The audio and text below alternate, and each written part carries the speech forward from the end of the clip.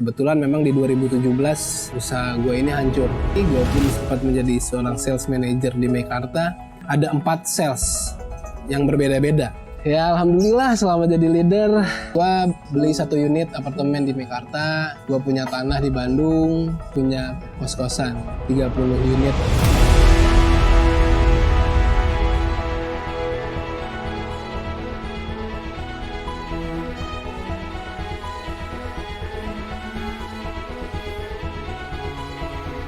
Halo sahabat pemenang, ketemu lagi di channel Windy Muhammad.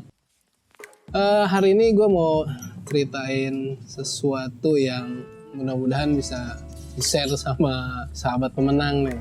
Ya nggak, masalah leadership. Gimana sih suka dukanya gue selama gue jadi leader di Urbanton Serpong. Oke guys, prinsipnya leadership itu adalah kepemimpinan. Kalau di Urbanton Serpong ini sendiri gue udah jalan 2 tahun lebih ya gue di Urbanton Serpong menjadi seorang leader yang sebelumnya sebenarnya ini udah gue jalanin lama dari gue di Jakarta Timur. Itu tempat dimana pertama kali gue mengawali profesi gue sebagai seorang sales eksekutif di Project Sentra Timur. Project Sentra Timur ini yang ngebesarin gua waktu itu, karena dari sinilah dimulainya mimpi-mimpi gua. Sampai akhirnya pada waktu itu gua membuka usaha karena ada peluang usaha yang menurut gua harus gua besarkan, yaitu agent properti. Nah waktu itu gua buka sebuah usaha agent yang gua namain Kita Properti. Awal mulanya Kita Properti ini dibangun hanya di Jakarta Timur, sampai akhirnya gue bisa ekspansi beberapa cabang di luar Jakarta. Itu salah satunya di Karawang. Nah singkat cerita gue ngejalanin usaha ini lumayan lama sampai 2018 ya, 2017-2018 ya, dimulai dari 2014 gue mulai usaha ini. Nah kebetulan memang di 2017 usaha gue ini hancur dan banyak pengalaman yang gue bisa ambil dari selama gue menjalankan usaha gitu. Sampai detik ini sih nggak mati usaha itu, tapi ya berjalan tidak semestinya menurut gue, tapi usaha itu masih hidup, masih berjalan sampai sekarang. Ketika gue buka usaha itu gue udah belajar gimana caranya membangun usaha, memimpin sebuah tim, dimana itu tim sales ataupun tim administrasi itu gue pimpin ketika di Kita Properti. Dan setelah gue tidak fokus di Kita Properti, gue pun sempat menjadi seorang sales manager di Meikarta. Aku ingin pindah ke Meikarta. Lalu seorang sales manager di beberapa perusahaan developer lainnya. Sampai saat ini ya di Urbanton Serpong. Nah, untuk suka dukanya yang jelas sih banyak sukanya kalau menurut gua gitu. Karena memang posisi leader ini kan bagaimana cara mengelola sebuah tim ini dengan baik. Gimana cara mengapresiasi seseorang atau sales yang berprestasi yang memang harus diapresiasi gitu, atau mengeliminasi sales yang tidak berprestasi gitu. Nah, memang keputusan-keputusan yang sangat sulit itu gua harus lakukan ya ketika sales di tim gue sendiri itu tidak berprestasi. Mau tidak mau ya harus dieliminasi gitu, karena tidak mungkin gue mempertahankan seorang sales yang sama sekali tidak berprestasi atau prestasinya kurang dari target yang diharuskan gitu. Nah ini dukanya ya. Kalau dukanya ya sudah beberapa kali gitu gue harus kalau dibilang ya gue sebenarnya nggak mau gitu memutus rezeki orang, tapi ya karena kita kerja sebagai seorang profesional ya itu harus gue lakukan gitu. Ketika sales itu tidak jualan ya tidak bisa gue lanjut gitu. Tapi sebaliknya ketika sales itu jualan, sales gue itu menjadi the best di kantor gitu, dengan penjualan terbanyak, itu harus gue apresiasi gitu. Dengan apapun itu, dengan cara apapun itu, karena apresiasi itu pun tidak harus dengan bentuk uang gitu loh. Dengan cara mengucapkan kita selamat kepada seorang sales itu pun itu adalah bentuk dari apresiasi meskipun hanya sedikit gitu. Dan itu dibutuhkan oleh sales. Oke deh ya, itu suka dukanya itu yang gue jalanin terus selama gue menjadi seorang leader gitu. Apapun kebijakan, apapun hal-hal yang gue lakukan, sebenarnya fungsinya cuman satu yang gue mau. Yang gue mau adalah sales gue jualan. Itu semua pasti pengen seperti itu gitu.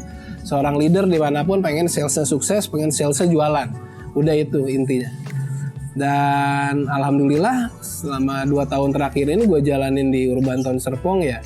Kita punya sistem yang oke menurut gue gitu. Sistem yang membuat sales itu udah dipastikan jualan asalkan dia ngikutin ritme dan caranya tahapan-tahapan penjualan itu gitu.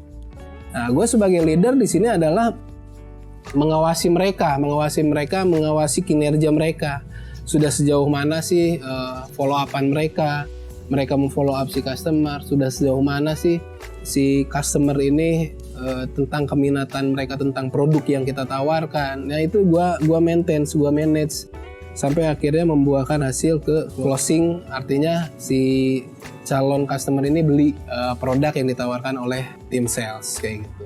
Kalau secara job desk itu aja ya yang gua lakukan gitu selama ini ya, maintenance, monitor mereka, memotivasi mereka, mengingatkan mereka gitu, karena ya namanya sales ya, beberapa kali kita bicara mengenai cara dari segi teknik gitu. Dari teknik seharusnya seorang sales seperti ini ya nggak selalu mereka lakukan gitu.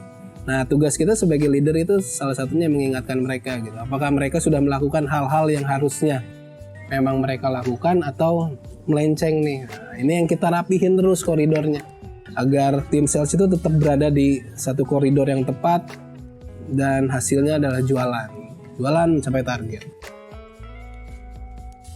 Kebetulan kalau posisi untuk leader yang gue jalanin sekarang adalah leader di urusan bisnis ya, urusan bisnis di perusahaan gitu.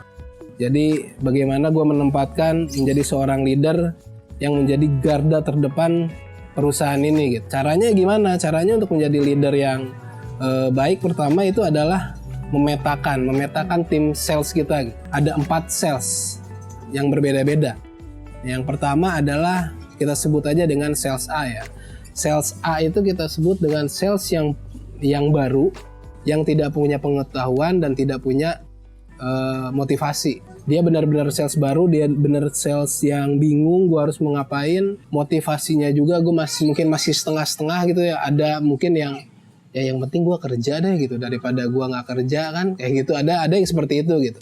Itu harus kita petakan. Itu sales pertama. Sales yang kedua kita sebut sales B. Untuk sales B ini adalah sales yang punya motivasi bagus tapi pengetahuannya kurang. Nah biasanya ini sales baru juga bisa jadi gitu. Sales baru dia punya motivasi bagus karena dia pertama kali kerja tapi pengetahuannya kurang karena memang belum beradaptasi dengan lingkungan kayak gitu. Nah, terus ada yang ketiga adalah sales yang punya pengetahuan lebih tapi motivasinya kurang, itu sales C. Dan yang terakhir adalah sales D. Itu adalah orang yang punya sales yang punya motivasi tinggi dan pengetahuannya pun tinggi, besar. 4 karakter sales ini harus kita bisa petakan. Jadi kalau kita pegang 10 sales nih, mana sih yang masuk ke kategori sales A, mana sih yang masuk ke kategori sales B, mana sih yang masuk ke kategori sales C dan selanjutnya. Itu harus kita petakan sebagai seorang leader. Nah tujuannya apa? Tujuannya karena masing-masing sales ini nggak bisa kita pukul rata.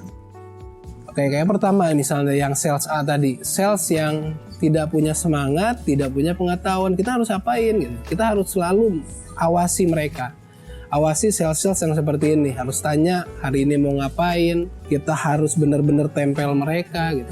Selain itu ya kita training pastinya. Lalu ada sales B. Sales B itu sales yang punya motivasi tinggi tapi pengetahuannya kurang. Nah, pengetahuannya kurang harus apa nih?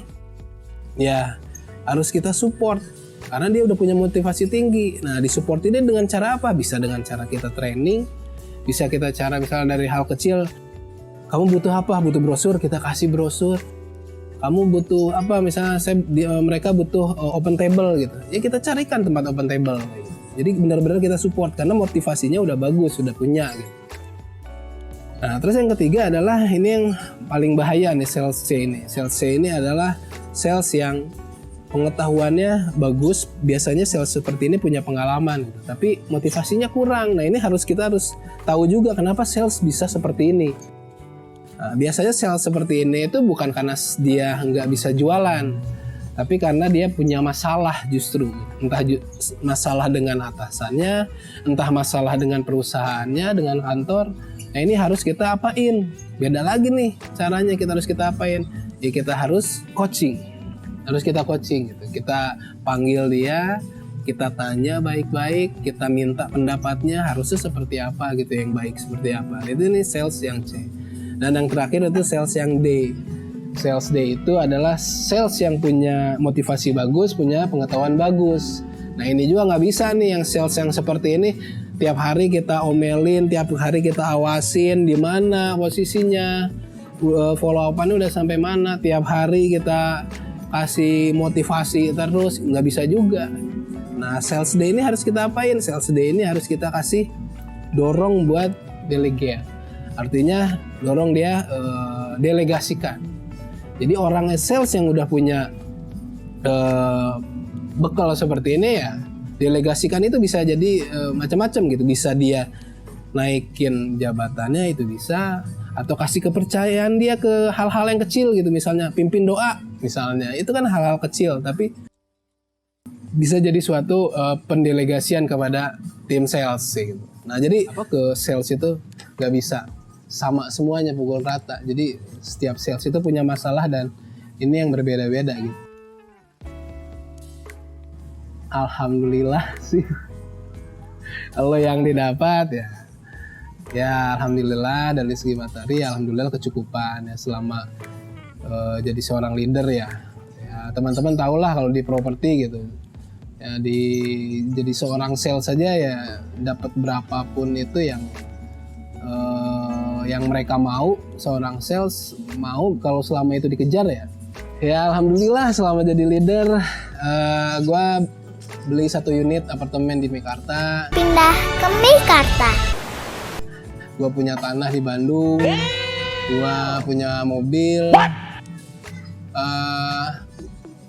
ya gue bisa membahagiakan orang-orang sekitar gue, keluarga gue dan lain-lain. Ya, alhamdulillah.